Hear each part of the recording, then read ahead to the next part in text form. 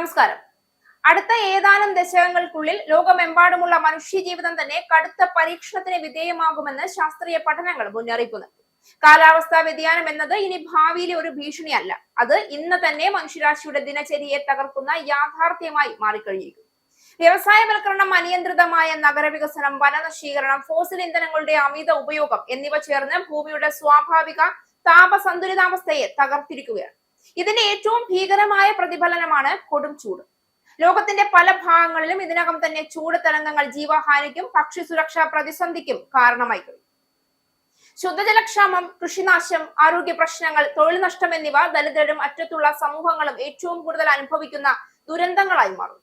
മനുഷ്യന്റെ വികസന മോഹം പ്രകൃതിയുടെ സഹന പരിധി മറികടന്നതിന്റെ മുന്നറിയിപ്പാണ് ഈ കൊടും ചൂട്. ഇത് പ്രാദേശിക പ്രശ്നമല്ല, ആഗോളതലത്തിൽ മനുഷ്യരാശിയെ മുഴുവൻ ബാധിക്കുന്ന അതീവ ഗുരുതരമായ കാലാവസ്ഥാ പ്രതിസന്ധിയാണ്.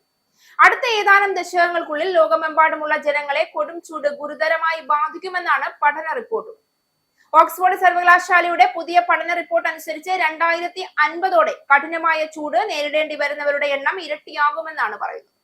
ഈ പ്രതിസന്ധി ഏറ്റവും മോശമായി ബാധിക്കാൻ പോകുന്ന രാജ്യങ്ങളിൽ ഒന്ന് ഇന്ത്യയാണ്. നേച്ചർ സസ്റ്റൈനബിലിറ്റി എന്ന പ്രമുഖ ശാസ്ത്ര മാസികയിലാണ് പഠനം പ്രസിദ്ധീകരിച്ചിരിക്കുന്നത്. ആഗോളതാപനം നിയന്ത്രിക്കാൻ സാധിച്ചില്ല എങ്കിൽ വരും വർഷങ്ങളിൽ ലോകരാജ്യങ്ങൾ നേരിടേണ്ടി വരുന്ന അതീവ ഗുരുതരമായ സാഹചര്യം റിപ്പോർട്ടിൽ ചൂണ്ടിക്കാണിക്കുന്നു. പാരീസ് ഉടമ്പടി നിശ്ചയിച്ച 1.5 ഡിഗ്രി സെൽഷ്യസ് എന്ന പരിധിയിലേക്ക് ആഗോള താപനില അടുക്കുമ്പോൾ തന്നെ കടുത്ത ചൂട് അനുഭവിക്കുന്നവരുടെ എണ്ണം കുത്തനെ വർദ്ധിക്കുമെന്ന് ഗവേഷകർ മുന്നറിയിപ്പ് നൽകുന്നു. 2010 ലോക ജനസംഖ്യയുടെ 23% ആളുകളെയാണ് ഉഷ്ണതരംഗങ്ങൾ ബാധിച്ചിരുന്നതെങ്കിൽ സമീപ ഭാവിയിൽ ഇത് 41% ഉയരുമെന്ന് പഠനത്തിൽ സൂചിപ്പിക്കുന്നു. അടുത്ത 25 വർഷത്തിനുള്ളിൽ 379 കോടി ആളുകളെ കൊടും ചൂട് നേരിട്ട് ബാധിക്കാൻ സാധ്യതയുണ്ടെന്നും റിപ്പോർട്ട് മുന്നറിയിപ്പ് നൽകുന്നു. ചില രാജ്യങ്ങളിൽ ചൂടിന്റെ ആഘാതം വളരെ വേഗത്തിൽ വർദ്ധിക്കുമെന്നാണ് പഠനത്തിൽ പറയുന്നത്. സെൻട്രൽ ആഫ്രിക്കൻ റിപ്പബ്ലിക്, നൈജീരിയ, ദക്ഷിണ സുഡാൻ, ലാവോസ്, ബ്രസീൽ എന്നിവ ഇതിൽ ഉൾപ്പെടുന്നു.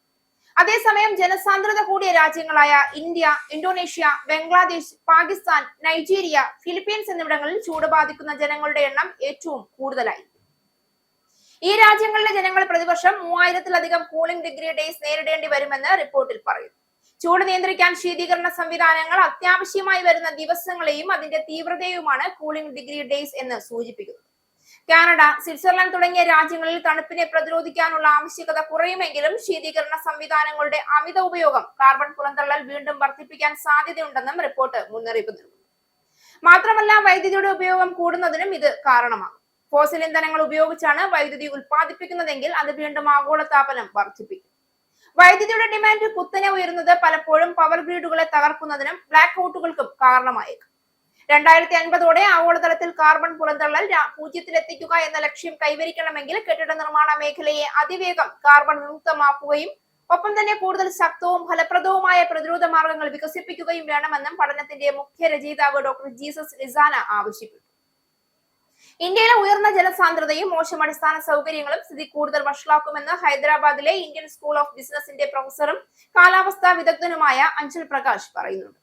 ആരോഗ്യം, കൃഷി, സാമ്പത്തിക രംഗം എന്നിവ വലിയ ഭീഷണി നേരിടുകയും ഇത് സമൂഹത്തിൽ അസമത്വം വർദ്ധിപ്പിക്കുകയും ചെയ്യും. ഇന്ത്യയിലെ വടക്കൻ ഭാഗത്തെ സാഹചര്യങ്ങൾ പരിശോധിച്ചാൽ ഉഷ്ണതരംഗങ്ങൾ വായു മലിനീകരണം വർദ്ധിപ്പിക്കുന്നതായി കാണാം. കാലാവസ്ഥാ ഉച്ചകോടിയിലെ വാഗ്ദാനങ്ങൾ പാലിച്ചുകൊണ്ട് പുനരുപയോഗ ഊർജ്ജ സ്രോതസ്സുകൾ നടപ്പിലാക്കാനും പരിസ്ഥിതി സൗഹൃദ നയങ്ങൾ രൂപീകരിക്കാനും ഉടനടിയുള്ള നടപടികൾ അത്യാവശ്യമാണ്. ഇതിൽ വരുത്തുന്ന ഓരോ കാലതാമസവും മാറ്റാനാവാത്ത പ്രത്യാഘാതങ്ങളിലേക്ക് നയിക്കുമെന്നും അദ്ദേഹം മുന്നറിയിപ്പ് നൽകുന്നു.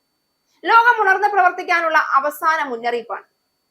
ആഗോള താപനില വർധനവ് 1.5 ഡിഗ്രി സെൽഷ്യസ് കടന്നു പോകുന്നത് വിദ്യാഭ്യാസം, ആരോഗ്യം, കുടിയേറ്റം, കൃഷി എന്നീ മേഖലകളിൽ മുമ്പെങ്ങും ഇല്ലാത്ത വിധം വലിയ ആഘാതങ്ങൾ സൃഷ്ടിക്കുമെന്നും മുന്നറിയിപ്പ് നൽകും. കുട്ടികളുടെ പഠനത്തെയും സ്കൂൾ പ്രവർത്തനങ്ങളെയും കടുത്ത ചൂട് സാരമായി ബാധിക്കും. ചൂട് സഹിക്കാനാവാത്തയിടങ്ങളിൽ നിന്ന് ജനങ്ങൾ കൂട്ടത്തോടെ പലായനം ചെയ്യേണ്ടി വരും. പെട്രോൾ, ഡീസൽ, കൽക്കരി എന്നിവയുടെ ഉപയോഗം എത്രയും വേഗം കുറച്ച് സുസ്ഥിരമായ വികസന രീതികൾ നടപ്പിലാക്കാൻ രാഷ്ട്രീയ നേതൃത്വം മുൻകൈ എടുക്കണമെന്ന് റിപ്പോർട്ട് ആവശ്യപ്പെടുന്നു. ചൂടിനെ പ്രതിരോധിക്കുന്ന രീതിയിലുള്ള കെട്ടിട നിർമ്മാണവും നഗര ആസൂത്രണവും നടപ്പിലാക്കണമെന്നും റിപ്പോർട്ടിൽ പറയുന്നു. പ്രകൃതിയോട് പോരാടിയല്ല, സഹവർത്തിത്വത്തിലൂടെയാണ് മനുഷ്യന്റെ ഭാവി സുരക്ഷിതമാക്കാൻ കഴിയുക. കാലാവസ്ഥാ നീതിയും ഉത്തരവാദിത്വവുമാണ് ഇനി മനുഷ്യരാശിയുടെ ഏറ്റവും വലിയ രക്ഷാകവചം, വെല്ലുവിളിയും.